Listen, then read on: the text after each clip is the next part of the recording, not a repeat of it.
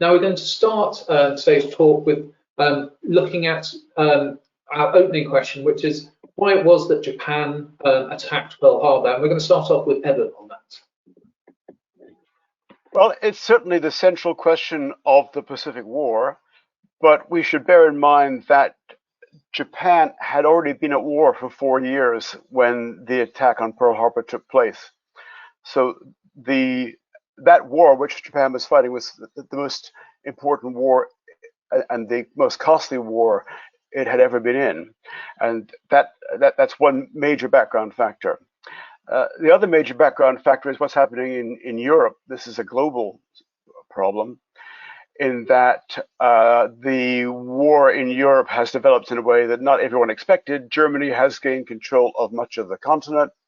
The impact of that is to greatly weaken Britain, to occupy France and the Netherlands, and to expose all of the European colonies in the Far East to threats from outside, and enabling Japan to take advantage of what is in effect a power vacuum.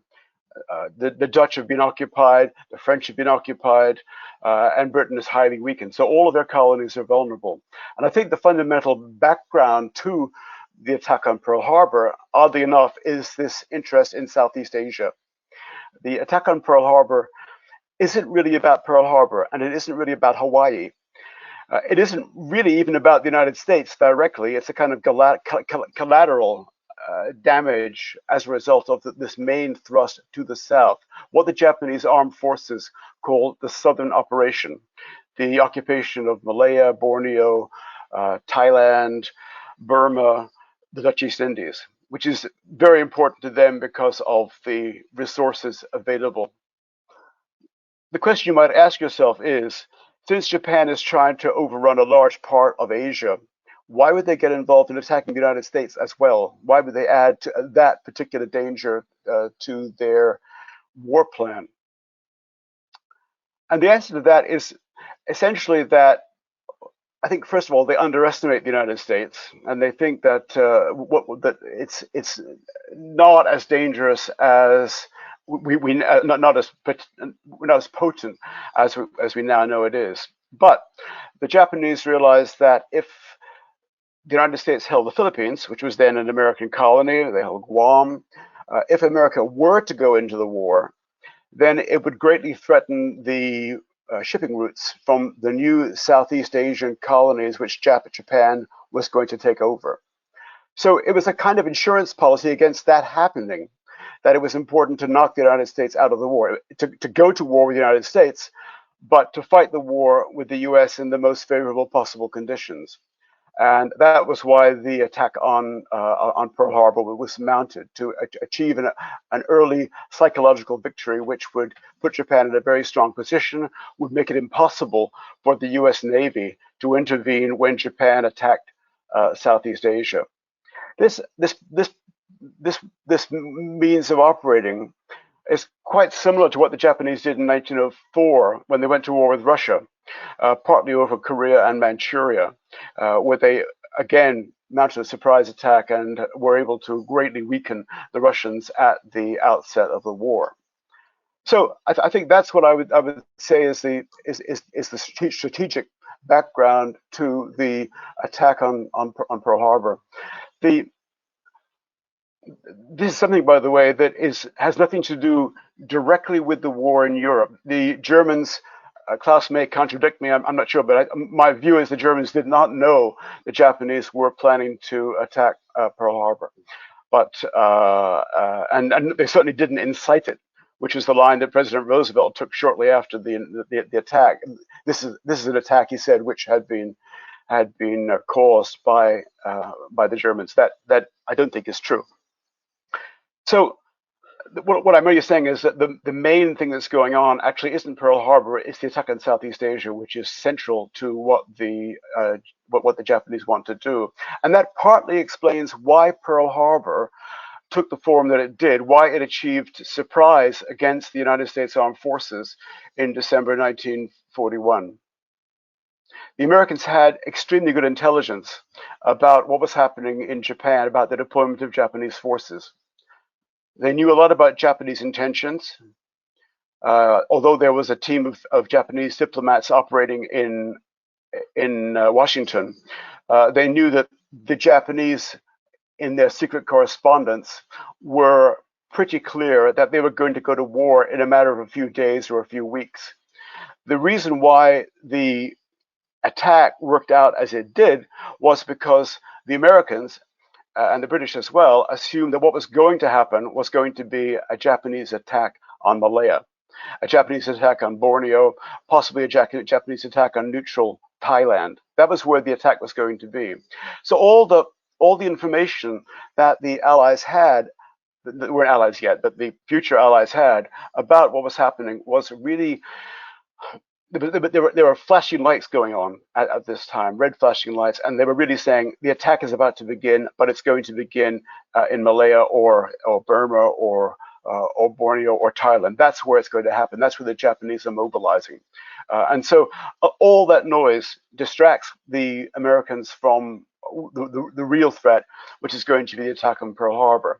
The other reason why that attack doesn't seem is such a successful surprise is that mounting an aircraft carrier attack 4,000 miles from Japanese bases to Hawaii did not seem a very practical proposition at the time. And I think laying behind that, I mean, that's true, it wasn't a very practical proposition, but behind that, I think, was a sense that the Japanese were not very competent. I mean, there were elements going into the American estimate of the situation, which involved a profound underestimation of the abilities of the Japanese armed forces. So a combination of this strategic blindsiding because of Malaya and a possible attack there, and an underestimation of the Japanese will to go to war was what enabled the Japanese to mount such a devastating attack on Pearl Harbor on the 7th of December, 1941. And Klaus, would you like to add anything on that? God, maybe just a footnote. I mean, I agree with all the main points. It's just that in a way you could say this led directly to, you could say, the grand strategic failure of the attack. This prioritizing of Southeast Asia, seeing the Pearl Harbor operation as just a spoiling attack, which you're going to need in order to cover your flank, I mean, basically stops them from reflecting about the next obvious step, which is you land on Oahu and occupy it, which in the immediate aftermath of the Pearl Harbor strike might even have been feasible. Probably a month later, no longer, because the Americans, surprise, surprise, immediately poured in no end of troops because they were determined not to be caught flat-footed a second time. But yeah, that's basically what you need to do. If you're going to indulge in a fantasy about confronting not just the British Empire, but the US as well, you might want to consider steps 2 and 3. The Japanese never got beyond step 1. Yes, it was also an extremely tactless thing to do, in that it was an invasion without a declaration of war when Japanese diplomats were still negotiating in Washington. It was done on a Sunday morning, and it caused an enormous loss of life, a high loss of life. Several thousand American sailors, mostly sailors, were killed in the attack. So it had it did have a military effect that was what the Japanese intended, but it had a hugely negative, a hugely damaging political effect in terms of American public opinion. There's no way in which the American population could have been more horrified and made angry than by the nature of this Japanese, what we call a sneak attack. And I think, in a way, many of the features of the later part of the war are, and the extreme antipathy to the Japanese and the terrible nature of the fighting, I think, going as far as the atomic bomb in 1945, were linked to this resentment and anger against what had happened in 1941 in December.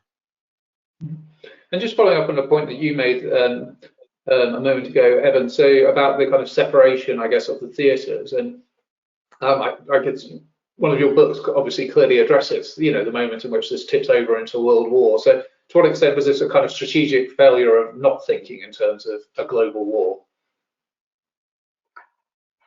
How do you mean? You mean, well, it is a global war. I mean, everything's kind of connected up. I think. I think possibly in terms of the sort of strategic thinking around, like I mean, Klaus pointing out the kind of lack of follow-up, in terms of the action. Oh, sure. Okay, yeah. I mean, first of all, it's not. I would say that there isn't any link up in the sense that this is an Axis plot. It's a Japanese plot. That the Japanese know what they're doing, and they have particular interests in mind, which is not necessarily what the Germans have in mind. But I would, and I think this will come into what Klaus says in the next question, is that the way in which the American government depicts the attack on Pearl Harbor is that this is an Axis plot, and it's really fundamentally the result of German global strategy. I think that's how I would answer that. But I think it's also true that the Americans before Pearl Harbor think their role fundamentally is going to be, if they go to war, to distract the Japanese from attacking Malaya and Dutch East Indies, by demonstrating that what the Navy can do in the Eastern Pacific, global strategy. They can prevent the Germans, the Japanese, achieving what they want to achieve. And from the point of view of simple military operations, that objective is successful. The Japanese are able to overrun Southeast Asia, and neither the British, but especially not the Americans, can do anything to stop them. And so I think as Evan was saying there, because to bring us neatly to the subject of your book, so why it was that Hitler declared war on the United States. Yes, I believe it does. Yeah, thanks for the cue. I think it's fair to say it's a blend. It's a blend of essentially a sense of a window of opportunity and the perception that there isn't really, you could say, a crisis looming. I mean, as far back as the 1960s, we've had this idea developing that, starting with Andreas Hilgruber, that is, my God, I'm actually talk about Oedipus. I mean, actually, I'm turning on Andreas Hilgruber. It doesn't really get more extreme than this for a German historian. Basically, that Hitler, on finding himself, you could say, stuck in the snow outside Moscow, decides from one day to the next, oh my God, I've lost the war. I might as well go down in style by burning the house down. This is an immensely powerful argument, which essentially you can find like a red thread across 3 generations of historiography. There's always variance on this, okay? There's always variance on this, but it appears to be supported by the fact that around this time, almost certainly, we get the key decision for the Holocaust, as in, well, this guy is just on a self-destructive spree. And it's nonsense. It's absolute nonsense. For starters, he wasn't big on the Moscow operation. He couldn't have cared less about Moscow. He had to be dragged into the continuation of the drive on Moscow by Halder and Brauchitsch, and he gets seriously cross with them when the whole thing doesn't come off. But he is not sold on Moscow. To him, taking or failing to take Moscow by Christmas 1941 doesn't indicate anything. So what are we looking at? Well, we're looking at a dictator who, if you were to take the time to take stock of the situation as it is in the first days of December 41, would have said, well, it's not brilliant, but it's good enough for government work. I've got 3/4 of what I need in Russia. I have got, crucially, the Donetsk basin in the Ukraine. Okay, that's like 3/4 of Soviet industrial potential taken out of the equation right there. Then on where the Battle of the Atlantic is concerned, well, the shipyards are finally turning a corner, and around the turn of the year, a sizable U-boat fleet will finally be in a position to make a major dent in Allied tonnage, because until that point in time, they'd always been stagnating around 35 active subs. Now they are finally reaching a point where they're going to have 100. That is a major development, and it will come crashing down on them when they have this freak winter of 1941-42, almost as harsh as the one that occurred in 39-40, which is going to collapse the U-boat training program. Likewise, war in the air. They were having kittens over the British bombing offensive as late as spring 41, but that appears to be in check ever since the introduction of the Würzburg radar. And at the same time, they have 3 aircraft projects in the pipeline, which are progressing in a very nice fashion. And again, these are all going to turn out to be major disappointments. But that's not something that anybody on the German side is in a position to foresee towards the very end of November, early December 1941. And the same goes for other areas of the war.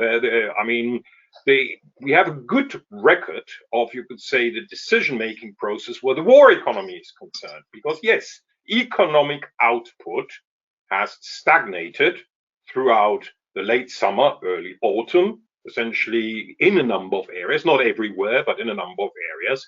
And essentially it is something which is being addressed in Hitler feels, from his point of view, quite reasonably, that for God's sake, what's the matter with you people? I've given you all of Europe to exploit. For crying out loud, sort your admin out.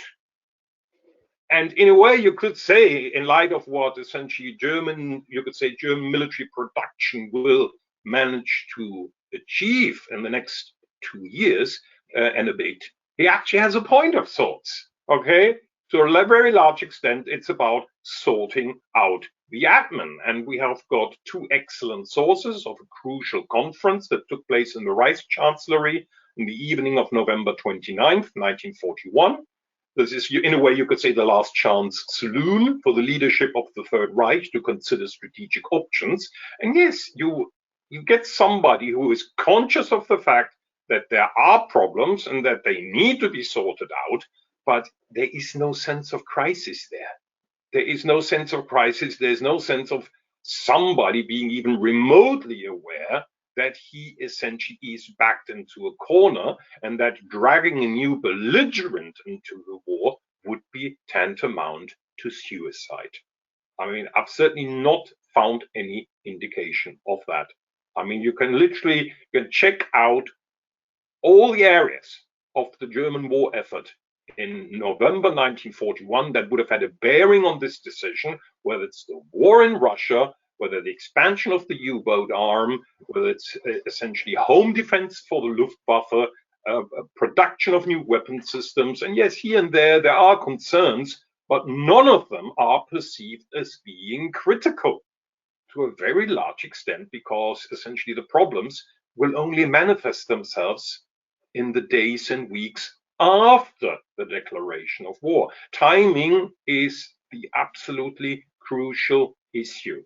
Essentially, when you approach the problem of the German declaration of war on the US, you must make the utmost effort not to cheat. Historians, even historians, believe it or not, are human. Okay, we can't help ourselves but glance over our left shoulder, essentially to look at, well, our present day. We know how the story turned out, but to do so is to cheat, as it were. And in this particular case, you just have to stick to essentially knowing, as it were, what Adolf Hitler was in a position to know until lunchtime, December 11th, 1941. And frankly, none of the emails piling up in his in tray would have said, there is a problem. There is a problem, and frankly, it's going to get worse. No, there are a few small to medium-sized problems which can and will be sorted out.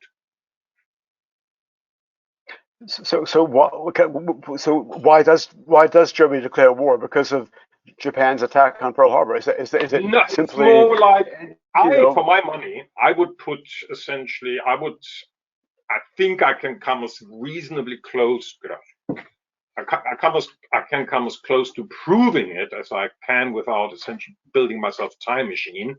It's essentially the mixture of the Americans dismantling the last articles of their neutrality legislation, which mean they will be sending merchantmen and passenger liners into British ports in a few weeks' time, and the opportunity of the Japanese finally, or so it seems, making a commitment to something. Because with the Japanese, until now, it had always been a case of the Japanese foreign ministry promising one thing, the army then saying something else, and the navy contradicting both of them. And this is essentially the whole sorry saga of the German-Japanese alliance. It's cringeworthy. You could literally turn it into a sitcom. It's just that you couldn't really, because nobody would buy it. It's so utterly grotesque. And then finally we get to this moment of time where the cycles of aggression of these two wannabe superpowers appear to coincide. And then Hitler decides to take a leap because he feels that if he doesn't, the Japanese are going to chicken out yet again. And then he'll be finding himself fighting the US in April of 42 anyway, but alone, because by that moment in time, some U-boat will have given him a second Lusitania incident. Well, one question I've read your book, and one thing which struck me is you're really talking about December 5th, 6th or so, a certain point in time. When I wrote this book December 1941 in 2011, and what I thought at the time was how remarkable it was that these two things sort of happened over the same weekend. The Battle of Moscow and the attack on Pearl Harbor. And I think I was sort of sitting in the bath one day and it struck me, oh my God, what an insight that is at the same time. It wasn't really that profound, but I do think one of the points that I differ with you a little bit in, although not profoundly, is that I think we both agree that as of the 10th of December 1941, Hitler didn't think things looked that bad in the Battle of Moscow. Yeah, absolutely. He was misinformed about how things were going, and if 2 weeks later Japan had attacked Pearl Harbor, he might have looked at things differently because he would have realized how difficult the war in Russia was actually going to be. We would just a matter of a few days from the situation turning around. I'd say you'd agree with that? Yeah, I would. At some point between, let me see, between December 18th, that's the eve of the sacking of Brauchitsch, between December 18th and December 29th, 1941.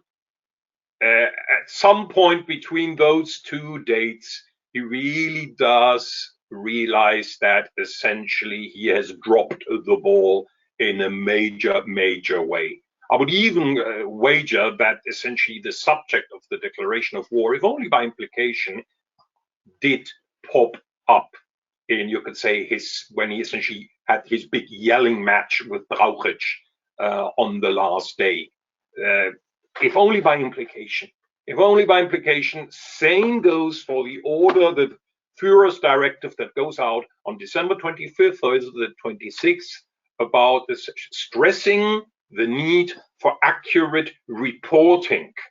And essentially, if you read this and you don't keep in mind the strategic context, you could be forgiven that this is the Führer being cross with, shall we say, a couple of battalion or divisional commanders here and there losing their head, and as a result, essentially sending back reports that are inaccurate.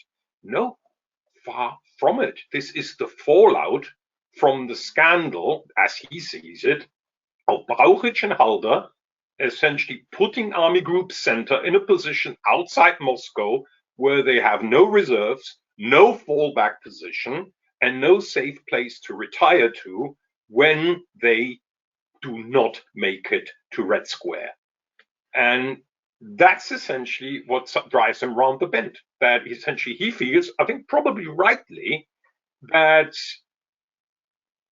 they should have reported a serious crisis outside Moscow at least 3 days sooner than they did, possibly 4 or 5 days. That they prevaricate, that they essentially sugarcoat, that they pass on incomplete information. And yes, partly as a result of this, he makes other decisions. Yeah, the minor issue, for instance, of declaring war on the United States, which otherwise might not have happened.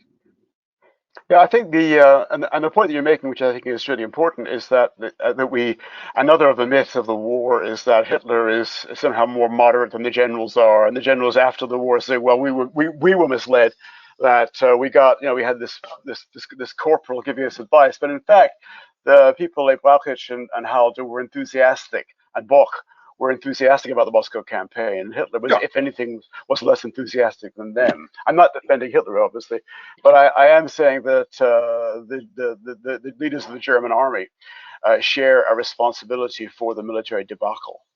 Yeah, absolutely. I mean, you could say if, like you said, I mean, God, as a historian, you really have to watch it before you agree with Mr. Hitler. But on this particular case, he actually has a point, because it's not like we have the minutes of every single military conference of those days. We have a few incomplete personal impressions from people who attended these meetings. But what we do get is that Hitler, at best, is, shall we say, he's drifting.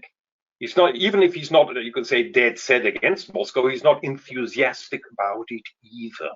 And it's Halder and Brauchitsch who essentially push this forward. Halder and Brauchitsch, who essentially want to, or only a few days earlier, are also contemplating pushing Army Group South beyond Rostov all the way to Stalingrad, because they feel that the time to do so is still good. While sorry, can I make a suggestion that this kind of is leading us into the third question, possibly, if Michael, if that's okay, because I mean, we're getting back into the Battle of Moscow here, and the third question would have been, what is the turning point of the war militarily? Is it, where should a historian say that this is the point at which Germany lost the war? Now, Klaus, I mean, you better disagree with me here from the point of view of the military position in Hitler's eyes on the 11th of December. But it does seem to me, and maybe this is seeing it too much from the Russian point of view, but it does seem to me that the Battle of Moscow is in fact the turning point. That, the next event after Pearl Harbor and the declaration of war is this pitched battle fought in the territory around Moscow in December and January 1941, 1942. And my view on that, and again, I'm curious to know whether you'd agree with that, but whether you would see that as the turning point, and whether you'd agree with my reasoning behind that.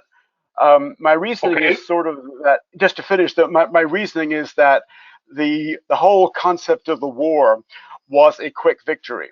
It was about achieving a decisive victory. I believe, this is my view anyway, and you may know more than I do. But the hope was that in 1941, in one campaign, Russia would be knocked out of the war. There would be political, economic, and military failures, which would make the war over. And this was a kind of typical Prussian-German short war. You knock the enemy out, and the war is then over. And what the Battle of Moscow did was it meant that, no, it's not going to be a short war. It's going to be a war of attrition. Germany is still in a strong position, as you point out in the book. But it seems to me that once the opportunity of a quick victory over Russia is lost, and that happens to coincide with the entry of the Americans into the war in December 1941. Once that happens, Germany has in fact lost the war. So what happens at Stalingrad? What happens at Kursk? What happens later on? What happens on D-Day? None of that is really relevant, it seems to me, because once the campaign is stalled in Russia and becomes a different kind of war, given geography, given the size of Russia, given the rebuilding of the Russian army, given American and British help to Russia, that it's not possible for Germany to win. So this has been a moment where Germany has lost. Would you agree with that? Yes, but I put a nuance to that. If you go through the records of Army Group Center and some of the army commands, the preparations for the continuation of the drive on Moscow are so utterly inadequate. I mean, criminally so from a logistics point of view, that I struggle to see how it could have worked, even in a best case scenario, even if essentially that foot dragger Kluge at Fourth Army had essentially pulled his weight from the very first minute. I mean, we are literally talking about corps commands who essentially join the offensive literally when they've got enough fuel for a day or two of operations. Never mind a stockpile of fuel that might actually say take them all the way to Moscow, which is what you might expect. So if this had been really the last levy facing them, and if you could say Kluge had essentially played his part, then yes, maybe just maybe they get to Moscow, and maybe just maybe this is going to lead to the Soviet Union being pushed beyond the brink, for which, of course, we would need far more Soviet sources. I mean, I'd love to see some Soviet pre-Battle of Moscow contingency plans that essentially spell out in so many words what happens and how if we lose Moscow. The answer to that is we fall back behind the Volga. That was the contingency plan. I mean, there's many nuances. But anyway, if I had to nail my colors to the mast, I would say, yes, I agree with you, but not for quite the same reason.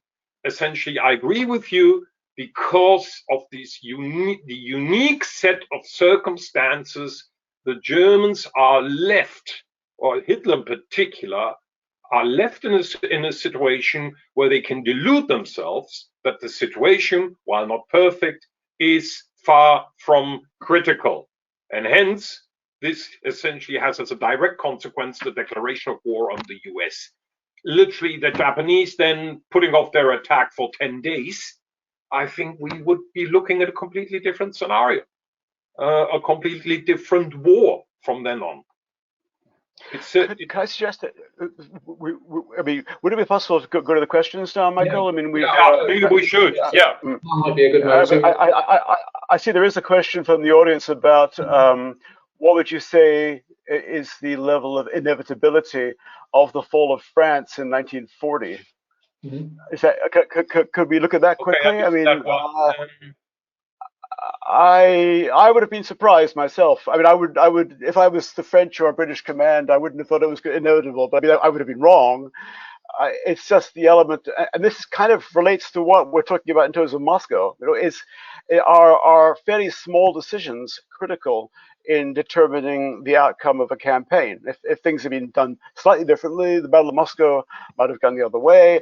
If the French had done things slightly differently in France in 1940, given the actual superiority of a number of elements of the French army, could the war have been different? And I suppose my view would be it was more of a near-run thing than it's often made out to be. It's not, obviously it happened, so therefore it was inevitable, but I could see factors which might have led to a different outcome.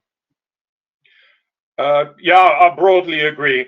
I don't think there's anything inevitable about this. I always tell my students in seminar that this is essentially first and foremost not about German brilliance. This is first and foremost about one key Allied blunder, which essentially to shift their central reserve to the north into Belgium and indeed even into the Netherlands before you know where the enemy main effort is going to be.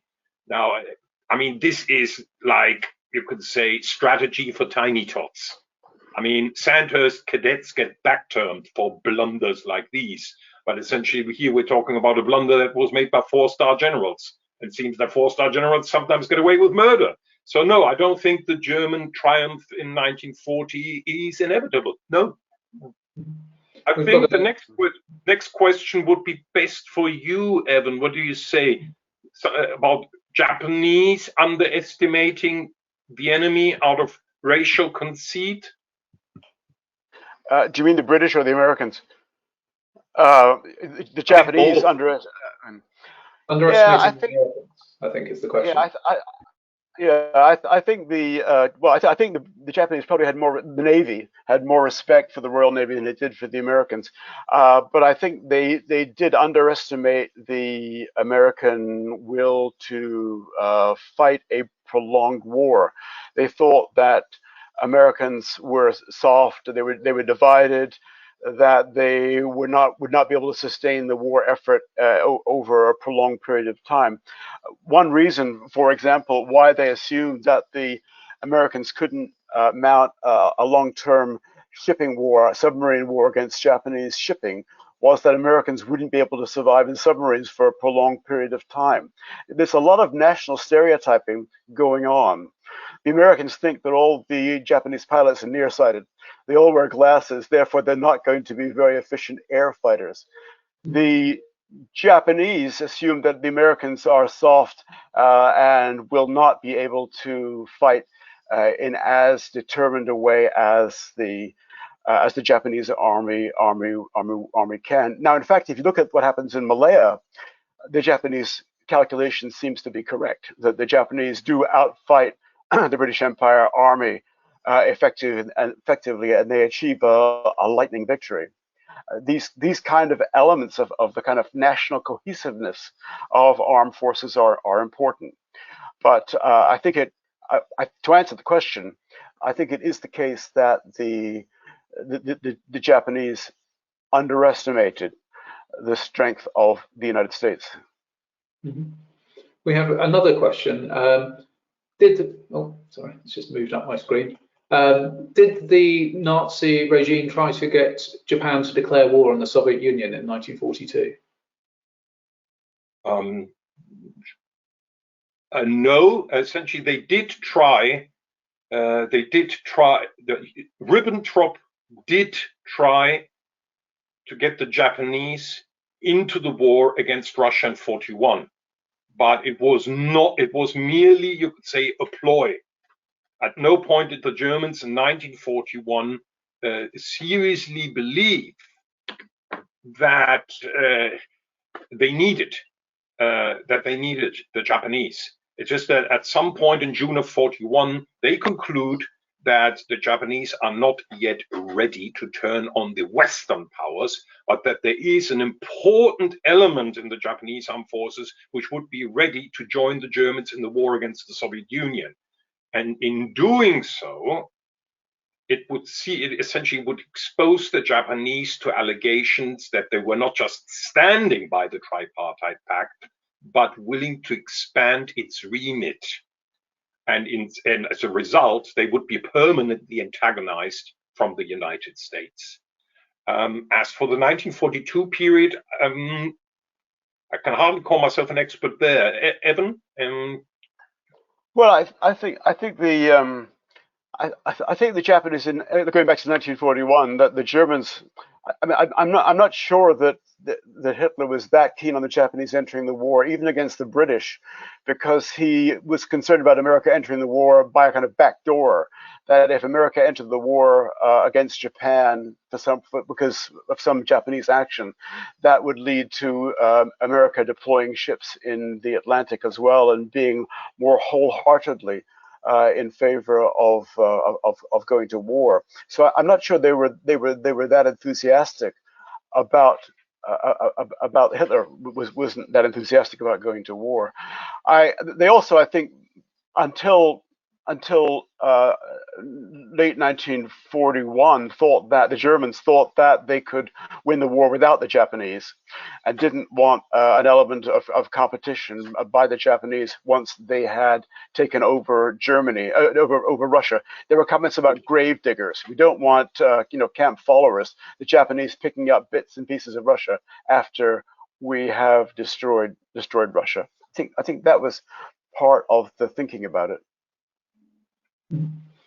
I believe we have a related question. Mm-hmm. Yeah, I wasn't sure if Evan had just answered that, but yeah, this was around. Yes, we know from Japanese documents that Tokyo seriously considered joining the war against the Soviet Union if the Germans take Moscow. Would a Japanese entry to the war at that point change the outcome, in your opinion? I believe it would, yes.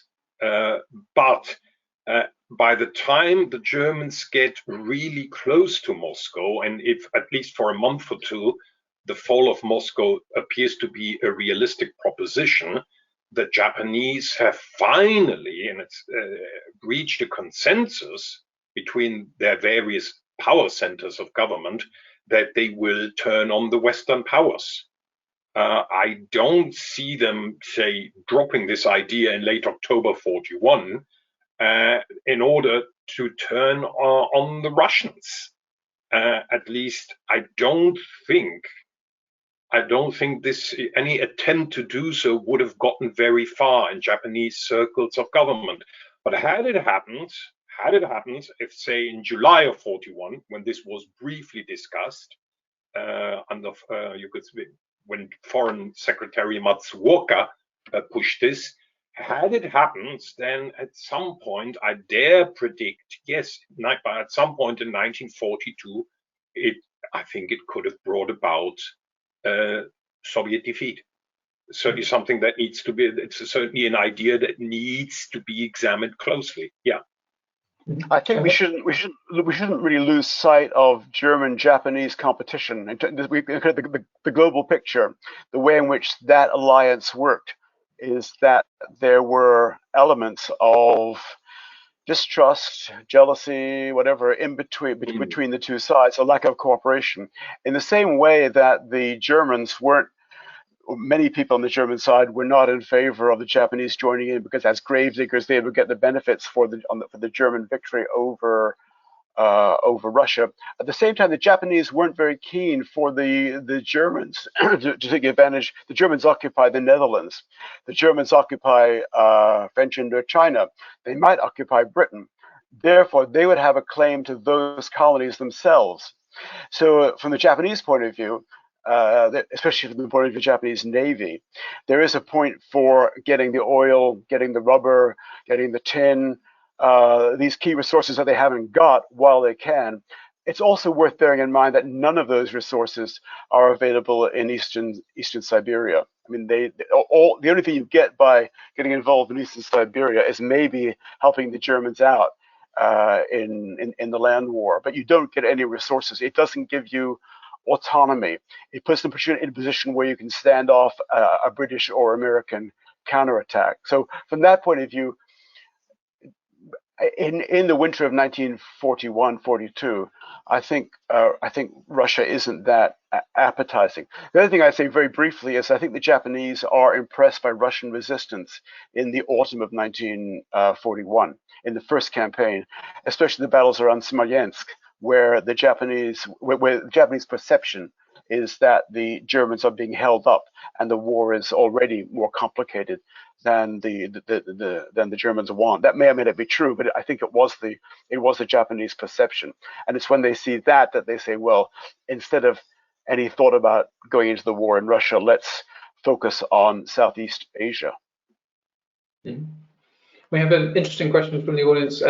Please address how US entry into World War I in 1917 fits into Hitler's or German calculations in late 1941. So to what extent did they think consciously about parallels from the First World War? Yes, they do. I think there are lots of parallels. How the Allies fight the war in terms of how America might enter the war, I think, for example, in my view, President Roosevelt's conception of how America is going to enter the war will be kind of like President Wilson's conception of how America entered the war in 1917. That the war will come about because of German American antagonism in the Atlantic. It's going to be a series of incidents like that, which will be what eventually brings America into the war, not a Japanese attack on American territory. So Yeah. my view anyway is that that's the American perception, and maybe even the British perception is that, well, okay, it'll come about much as it did because of German naval activity in the Atlantic. I would even say I'd go further than that. That's essentially the view in London and Washington and even Berlin. That's essentially where all the key players in those three capitals are indeed under that assumption that if a war comes with essentially the United States, it will be the result of the Germans essentially either sinking a warship and in doing so maybe kill 1,000 American sailors, which very nearly happened in June of 1941, or another Lusitania incident, because the Americans, if you look at the incidents that did occur in 1941, the Americans seem to be willing to take quite a few hits where US Navy vessels are concerned, but they get very skittish about essentially their merchant men and their passenger liners, and they certainly don't want anybody sinking those. And I think that's essentially what the Germans saw coming, that sooner or later there would be yet another Caesar, or you could say Lehigh incident on a far, far larger scale, something echoing the Lusitania, which would finally put Roosevelt in a position to ask for a declaration of war by a comfortable margin. Yeah, I saw that Roosevelt was doing everything he could to provoke the Germans. That a lot of his, which is not saying it's a bad thing. I'm just saying that Roosevelt was not particularly worried about getting into a war with Germany, but he couldn't do that on his own. He couldn't do it without Congress, and so a lot of his initiatives in the Atlantic War, escorting convoys, a lot of his statements about the Germans as kind of pirates of the Atlantic. A lot of that, I think, is an attempt to move America towards intervention in the same way I think that Wilson did in 1917. Mm-hmm. We have another question. So on fascism. About fascism, yeah. So asking about the extent to which the Japanese decision to attack Pearl Harbor was ideologically motivated, and sort of expanding that to, can the Japanese military regime be seen as fascist, given some of the statements of its leaders? And if it can be seen as fascist, can we talk of a fascist style of warfare, and to what extent do Germany or Japan influenced by the other in that sense? Yeah, yeah, that's an interesting question, a long question. I don't see Japan as being fascist or totalitarian. I see it quite as being the opposite of fascist and totalitarian, in that it's kind of anarchic. I mean, it's a kind of, it's sort of a military industrial, a military who are out of control and a rather weak political government. So rather than being totalitarian, a kind of model of strict control from above, I see the problem as being an absence of that control. So I wouldn't see it as being fascistic. I mean, if fascism was a great quality, why did the Italians do better in North Africa? I think that the term isn't terribly helpful.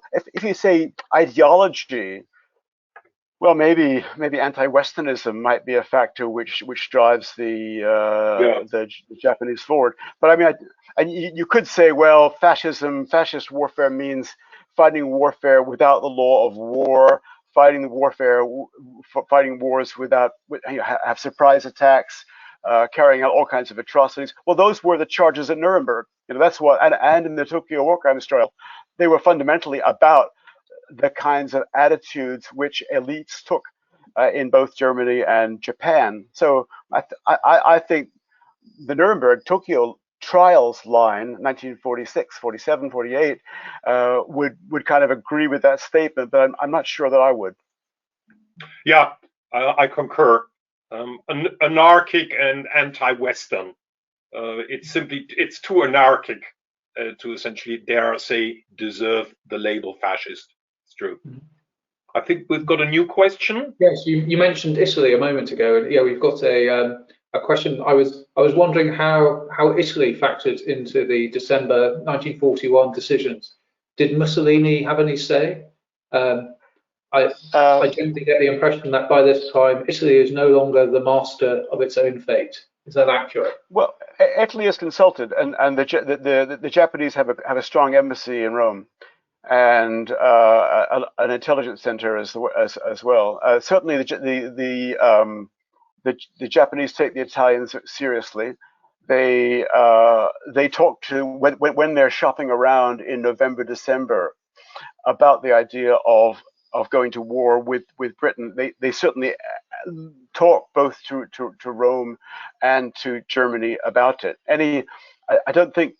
I mean, I think that they obviously see Germany as more powerful than Italy, but they certainly take Italy into their considerations as one of the leading powers with which they signed the tripartite pact. Not because maybe Italy is fascist, but because it has it's opposed to the British Empire.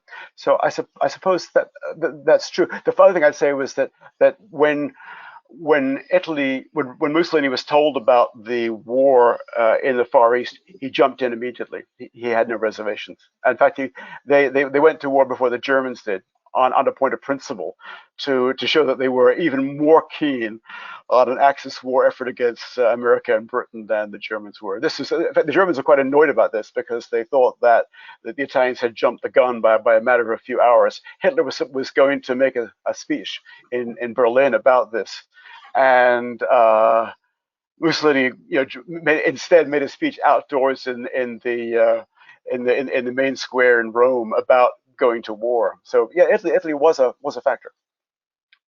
It certainly would have been rather embarrassing for the tripartite powers to find themselves in a situation where the Italians simply opt out. That much is true. So politically, the Italians did have some weight. That's not to say they had genuine influence. And essentially, even if they had a mind to stop it, they couldn't have done. The Japanese and the Germans would still have gone ahead regardless. I think we have time for just one final question, which is directed at Evan. Your book situates the start of World War II in China in 1937. I appreciate the effort to highlight the Asian Pacific theatre, but I found that the background to the war in Europe and the war in East Asia, the Pacific, is very different insofar as the war in Europe so intensely reflected the experience of World War I. Japan had a very different and much less incisive experience of World War I. So it's returning to the legacies of World War I again to finish. Yeah, the last point is very true, and I think it's often forgotten that although Japan was involved in the First World War, it didn't have the kind of bloodbath which the European powers had in 1914, 1917. It also didn't have an experience of mobilizing for total war in the way that the European powers had got in 1914 to 1918. So there was a plus side and a negative side.